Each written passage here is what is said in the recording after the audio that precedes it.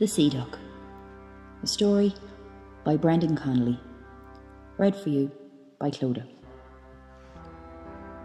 A long, long time ago, there was a small boat builder. He lived off an island off Norway. One day, a Viking came in a sailing boat and told the boat builder he wanted him to build him a ship. The boat builder said he had never built a ship before. The Viking said if he didn't do it, he would burn down his village. He gave him 4 seasons to do it.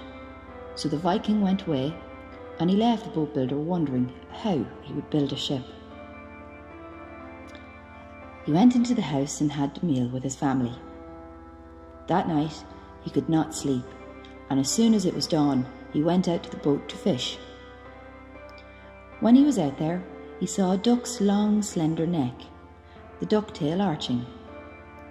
If he stretched the shape, it would make a good long boat. So the boat builder went home and made a plan of the ship. He went round all the village showing the men, asking for their help to build it.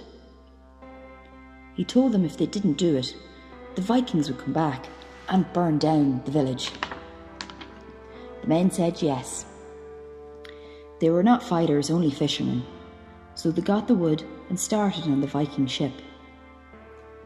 3 seasons had passed, and they nearly had the ship finished. The men had to give it a name, so they carved the head of a duck and called the ship the Sea Duck, because the boat builder got the idea from seeing a duck at sea. The boat builder thought it was a good name for the ship. 4 seasons had come and passed, but the Vikings did not come back. One day they were out fishing, and there was a small boat drifting, and a man was on the boat. He was barely alive. They brought him back to the shore. They brought him to the boat builder's house, and the boat builder's wife nursed him back to health. When the man was better, they asked him where he was from, and he said he was from an island in the north that needed their help, that the people in his village were sick and starving. The boat builder and the men of the village decided to fill up the Sea Duck with food and water, not knowing if they were going to get into trouble with the Vikings. They headed off as soon as they were ready. When they were heading off, they saw a small kirk boat. There was a man in the boat who was a monk. They asked him his name, and he said it was Brendan.